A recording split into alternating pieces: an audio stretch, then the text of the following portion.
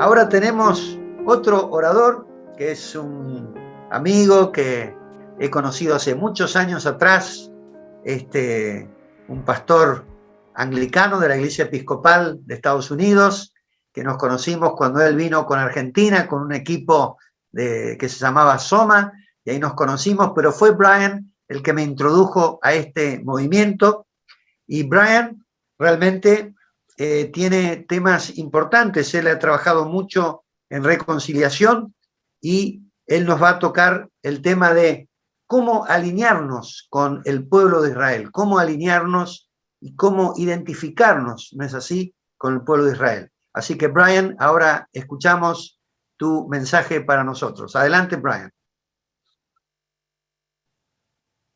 Thank you very much, Pastor Augustine. Gracias, Pastor Agustín. Shalom. Hola a todos. Yo soy el reverendo Brian Cox. Soy sacerdote anglicano y he servido como pastor durante 42 años hasta que me retiré hace 4 años.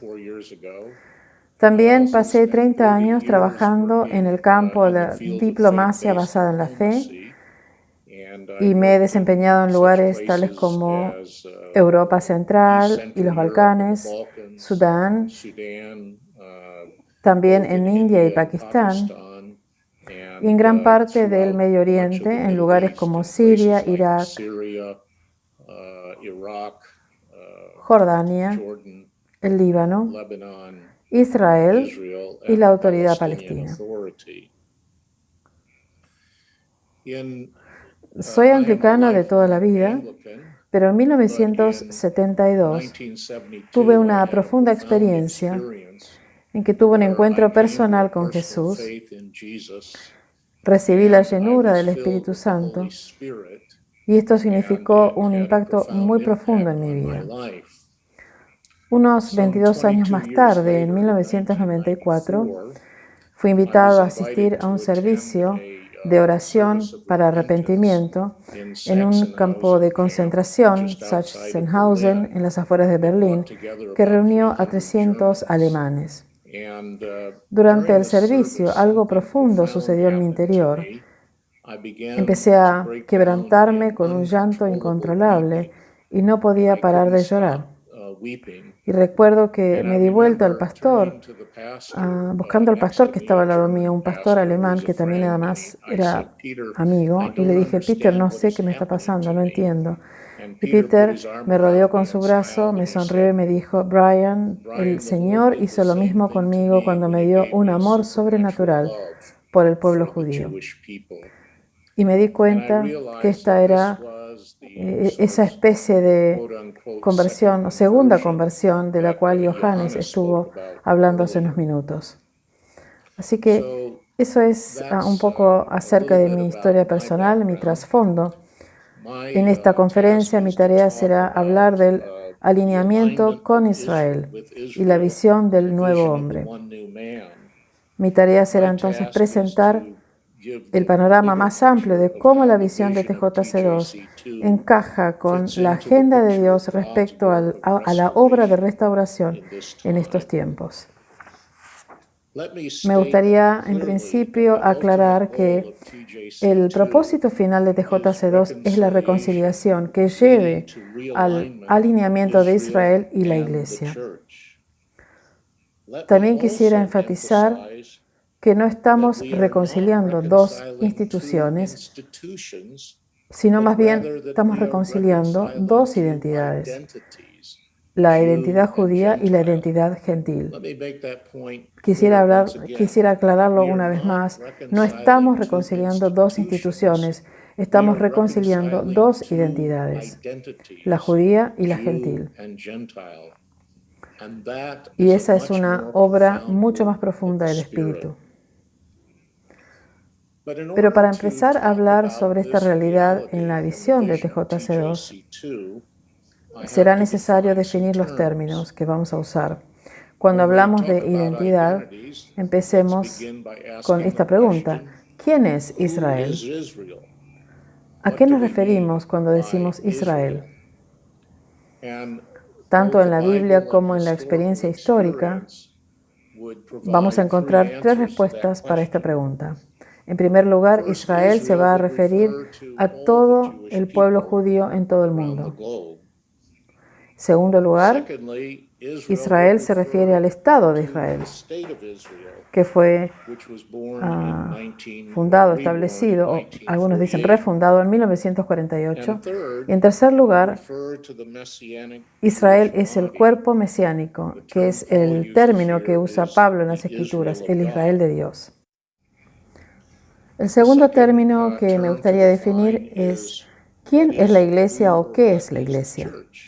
Y debido a la teología del reemplazo, ni siquiera nos podemos poner de acuerdo en quién es la iglesia. En esencia, la teología del reemplazo se manifiesta a diario a través de esta mentalidad que llamamos la iglesia verdadera de Jesucristo.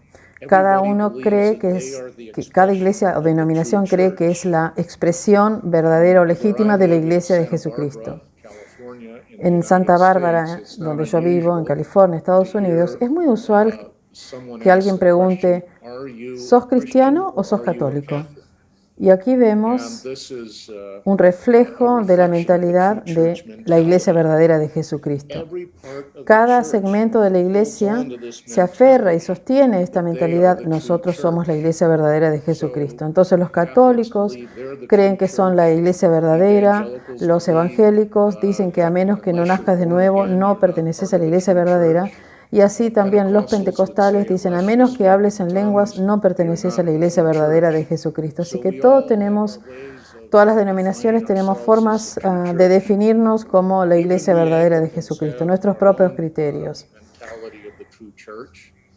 También los anglicanos tenemos la misma cuestión. Me cuentan de un obispo anglicano inglés que le preguntan si es posible encontrar salvación, vida eterna fuera de la iglesia anglicana. Y él escuchó esa pregunta, pensó la respuesta y dijo, creo que es posible, pero no creo que haya alguien que pueda considerarlo como seriamente, como algo serio.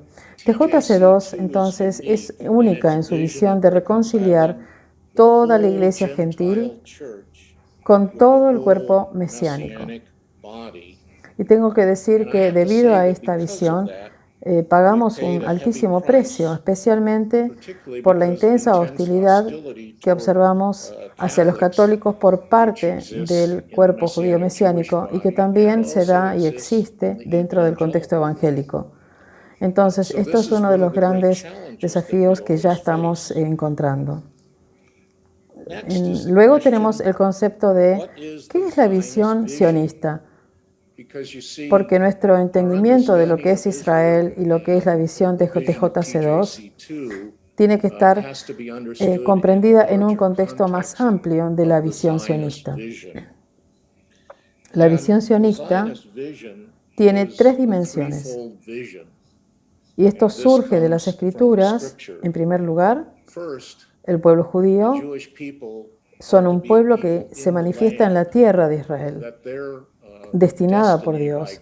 No se puede cumplir fuera de la tierra de Israel, de aquello que llamamos Israel. Así que esa es la primera dimensión de la visión sionista. La segunda dimensión es que el pueblo judío está llamado a vivir bajo la soberanía de Dios. Y esto significa que inicialmente se entiende que los judíos son observantes de la Torá como una expresión de vivir bajo la soberanía de Dios. Pero nosotros bien sabemos que esto no está cumplido hoy en día, porque hasta que no acepte el pueblo judío someterse a Jesús como rey, como su Mesías, no van a experimentar la plenitud de la soberanía de Dios. En tercer lugar, el pueblo judío está llamado a ser una luz a las naciones y específicamente son llamados a compartir la bendición arónica de reconciliación con Dios y entre los pueblos a través de Jesús, a través de la cruz. Finalmente tenemos el concepto de el reino de Dios. ¿Qué es el reino de Dios? Ya que hay muchos conceptos erróneos que surgen en contextos católicos, evangélicos y otras denominaciones. Recuerdo, hace unos 3 años me invitaron a hablar en una iglesia bautista en Rumania Y cada vez que un pastor bautista invita a algún anglicano a predicar, sabemos que el retorno de Jesús está muy pronto, porque no es usual. Saben, en la perspectiva misiológica bautista se entiende, o ellos entienden, que el reino de Dios tiene que ver con personas que vienen a una fe personal en Jesucristo y luego son derivadas a una buena iglesia evangélica. Y creo que el problema, digo yo, ¿no?, con esta percepción o esta perspectiva es que vemos iglesias llenas de personas que aman a Jesús pero que no se llevan bien. Y entonces esta gran falta de reconciliación dentro de la iglesia misma realmente es un escándalo para los no creyentes que están fuera de la iglesia. Simplemente no creen nuestro mensaje, lo que nosotros compartimos, porque no lo practicamos, no nos amamos. La prédica no encaja con la práctica. Respecto del mensaje de Jesús mismo en lo que hace al reino de Dios, tiene que ver con tres elementos. Por un lado, son las naciones que llegan a colocarse bajo la soberanía de Dios, en el que Jesús es el rey de Israel, que luego se convierte en el rey de las naciones también. En segundo lugar, tiene que ver con compartir la bendición abrámica de reconciliación con Dios y entre uno y otro, a través de Jesús y a través de la cruz. Y en tercer lugar, y esto es muy significativo y relevante, son las naciones que entran en una relación correcta con la nación de Israel. Parte del daño que ha hecho la teología del reemplazo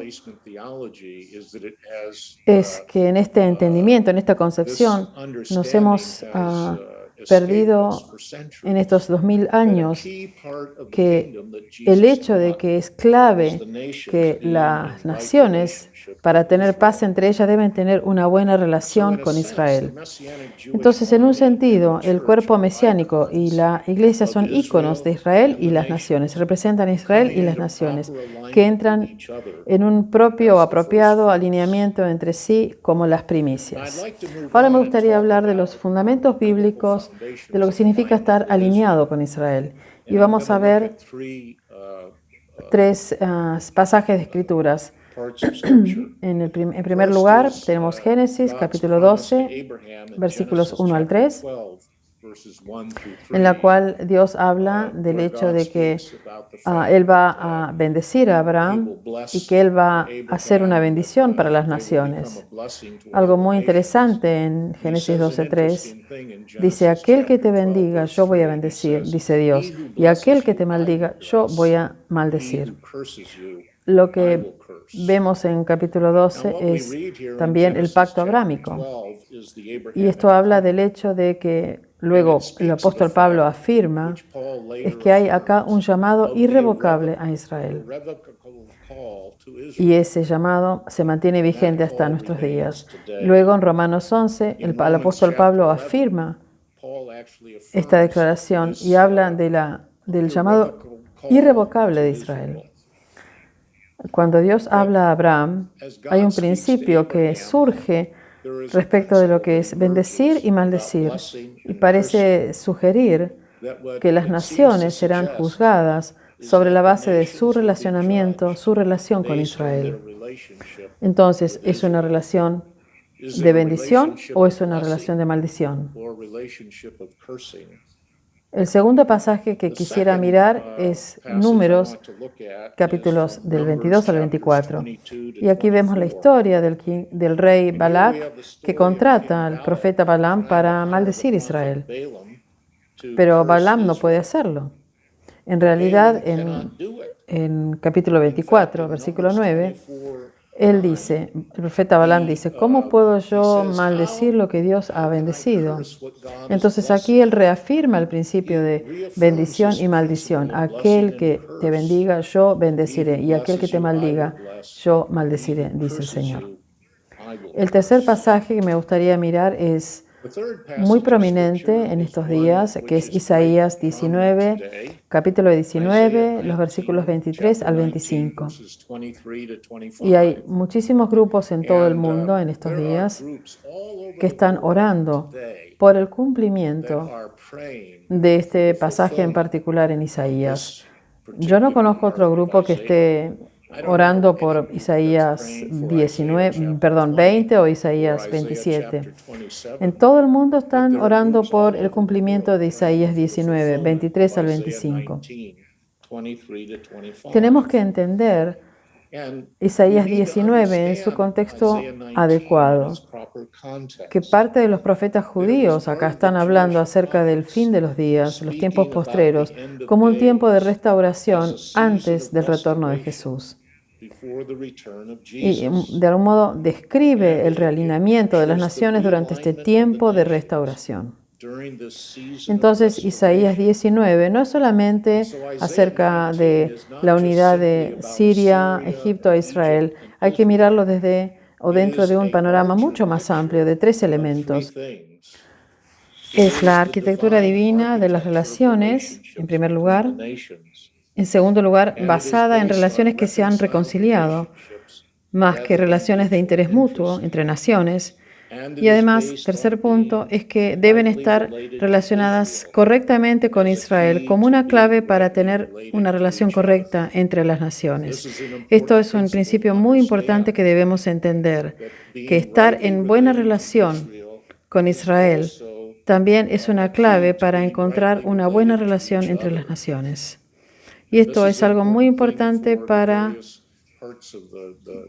también para las denominaciones gentiles diversas que tenemos, que nosotros debemos entender como gentiles que para tener buenas relaciones entre nosotros, primero debemos sanear la relación con Israel. En 2013, yo estaba en Nairobi, Kenia, con 2 judíos mesiánicos, 2 líderes judíos mesiánicos, Benjamin Berger y Al Friedman. Estábamos ahí en una reunión con los líderes de un concilio evangélico y habían invitado a un obispo pentecostal.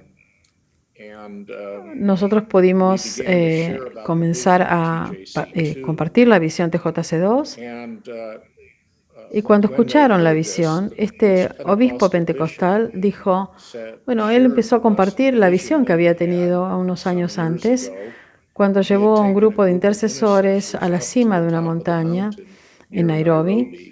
Y él dijo, durante ese tiempo de oración tuve una visión. En esa visión vi a toda la nación de Kenia subiendo a la cima de la montaña. Y luego vi no solo a Kenia, sino todas las naciones de África yendo a la cima de la montaña. Y del otro lado veía que venían judíos de Israel para que todas las naciones de África se pudieran reconciliar con Israel. Y recuerdo que cuando él terminó, este obispo pentecostal terminó de compartir la visión, se da vuelta, mira a Benjamin Berger y le dice, fue su rostro el que yo vi en la visión. Me gustaría concluir hablando con los elementos que son necesarios para el alineamiento. ¿A qué nos referimos con el alineamiento?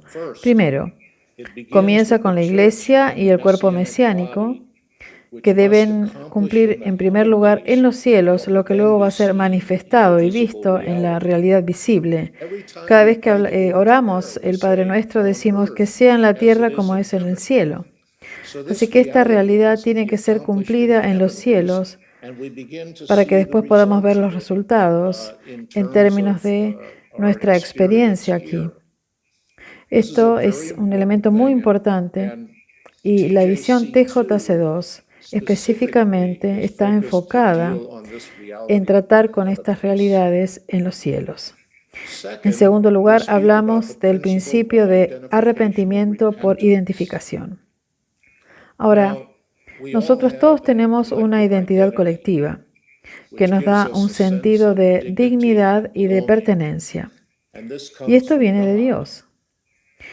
Pero nuestra identidad también puede ser muy poderosa cuando la usamos para traer sanidad a otros pueblos o a otras personas antes que establecer un dominio o supremacía sobre estos pueblos. Y esto es un elemento muy importante que debemos entender, que nuestra identidad es poderosa y que, como ya dije antes, podemos usarla para traer sanidad o para traer dominio o supremacía sobre los pueblos. Ahora, en este proceso de arrepentimiento por identificación, tenemos que entender que en la comunidad judía y en Israel Hay 4 heridas básicas que los gentiles deben abordar y que requieren una muy profunda sanidad. No tengo en este momento la oportunidad de ahondar en detalles. Voy a mencionar estas 4 heridas. La primera herida es que Esaú siempre odiará a Jacob. Esto significa los gentiles siempre van a odiar a los judíos. Y esto es una creencia muy profunda en la comunidad judía. Ellos entienden que al final de todo se van a quedar solos y que los gentiles no les van a dar apoyo, no los van a respaldar. Y esto tiene que ver con una experiencia en la historia, que es evidencia de esta creencia profunda. La segunda herida es nunca olvidar, nunca perdonar. Entonces, para la comunidad judía, la idea de perdonar todo lo que sucedió en la Shoah, en el Holocausto, es reprobable desde el punto de vista moral. Y sin embargo, aún así, una de las cosas que he comprobado es que las comunidades que viven sin perdonar no pueden vivir productivamente con las naciones vecinas y no pueden darse cuenta cuál es el destino y propósito verdadero que tienen como nación. En tercer lugar, tenemos la herida. Nosotros tenemos el poder. ¿Para qué necesitamos la reconciliación? Israel confía en los avances tecnológicos, en las relaciones con Estados Unidos, en el servicio de inteligencia, las finanzas, y no confía en mantener una buena relación con los países vecinos. En cuarto lugar, tenemos la deshonra del pueblo de Israel, el avergonzarlos. Una de las formas en que debemos ver el antisemitismo manifestado en los últimos siglos es que ha sido una forma de deshonrar al pueblo judío. Básicamente es decirles: ustedes, pueblo judío, no tienen derecho a existir. Ustedes, judíos, son una ofensa para nosotros. Entonces necesitamos restaurar la cultura de honor. En el Medio Oriente, la deshonra y el honor son muy importantes en la cultura. Y los gentiles hemos estado deshonrando mínimamente 2000 años al pueblo judío. Necesitamos un cambio de corazón y empezar a honrar al pueblo judío en vez de deshonrarlos, exponerlos, avergonzarlos. Porque de lo contrario, todo lo que digamos de palabra no va a tener ningún efecto, no va a ser fructífero. El tercer elemento en esto de alinearse con Israel es ser sal y luz. En otras palabras, Jesús habló de que nosotros debíamos influir nuestra sociedad, nuestro entorno, a través de una amistad estratégica con Israel. Y una forma es encontrar nuevos amigos para Israel. Yo estoy involucrado en proyectos para desarrollar amistades estratégicas entre Siria, los cristianos sirios e Israel, entre los kurdos cristianos e Israel, entre rumanos cristianos e Israel, también cristianos de Albania e Israel. Y uno de mis colegas está realmente en un desafío muy importante, que es hacer la amistad, la conexión entre pakistaníes, cristianos e Israel. Y el último aspecto que quisiera tratar, ya estoy concluyendo mi presentación, es cómo sanar la familia de Abraham. El área más importante de hostilidad hacia Israel es entre los hijos e hijas de Ismael. Estoy hablando del pueblo musulmán, del mundo musulmán. En Joel 2:28 al 32 dice que durante el tiempo de restauración va a haber un gran derramamiento del Espíritu sobre todos los pueblos. Y quiero que consideren esto. El TJC2 es parte de una mayor obra de restauración que Dios está haciendo, y que el próximo gran derramamiento del Espíritu Santo será sobre los hijos y las hijas de Ismael, el mundo musulmán. Tenemos que estar preparados para esto. Tenemos que orar por este tema, porque el derramamiento del Espíritu Santo sobre el mundo musulmán va a tener 2 impactos. Primero, convencerlos que Jesús es el Hijo de Dios, para que ellos puedan someterse a Él como su Rey. En segundo lugar, esto les va a dar un amor sobrenatural por Israel, que ningún seminario ni escuela puede dar. Y esto yo creo que va a provocar a Israel a celos y va a llevar esto a la salvación de todo Israel como la cosecha final y completa. Déjenme terminar diciendo que esto es un tiempo de restauración. El tiempo de los gentiles ha llegado a un fin y ahora es el tiempo en que Dios empieza a restaurar el reino de Israel. Y la visión de TJC2 es parte de una obra mucho mayor que Dios está realizando en nuestros días. Muchas gracias.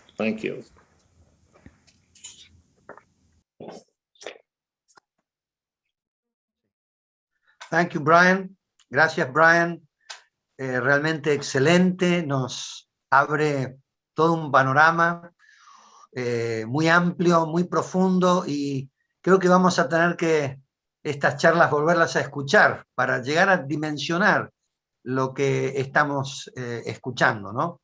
Y nos entran preguntas acá a nuestro chat de preguntas y queremos preguntarle a Brian algunas preguntas. Una, dentro del cuerpo de Cristo, ¿cuáles son los obstáculos para el diálogo y la reconciliación entre judíos y gentiles desde la perspectiva de la visión de JC2? Within the body of Christ, what are the obstacles for dialogue and reconciliation between Jews and Gentiles from the TJC2 perspective?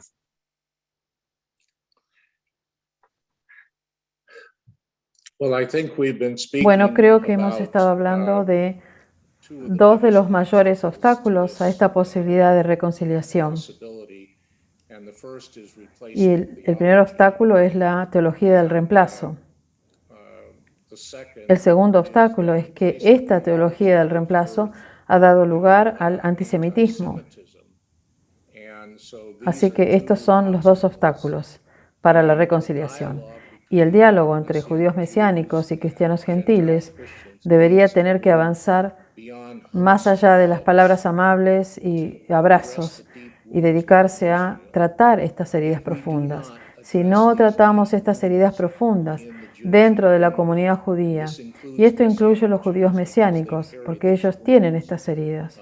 Si no tratamos estas heridas y traemos sanidad, entonces todo lo que hagamos será solamente en la superficie. No iremos al fondo de la cuestión. Creo que probablemente otro desafío será en términos de hostilidad, esa hostilidad que a menudo se manifiesta en las comunidades judío-mesiánicos hacia la Iglesia gentil y en particular hacia los católicos. Este es otro obstáculo que encontramos en esta tarea. Y creo que eso sería todo. Gracias. Otra pregunta para Brian Cox. ¿Cuáles son las diferencias entre el Israel bíblico y el moderno Estado de Israel? What is the difference between the biblical land of Israel and the modern state of Israel? Bueno, creo que Johannes habló bastante de la historia de Israel. Como ustedes sabrán, Israel fue destruida entre los años 70 y 135 después de Cristo. De hecho, fue rebautizada Palestina por los romanos.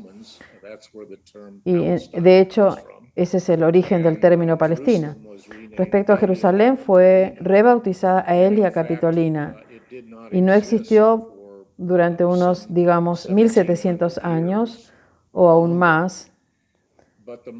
Pero el Estado moderno de Israel es realmente Israel volviendo a la vida. Es el principio de la restauración, de la resurrección de los muertos.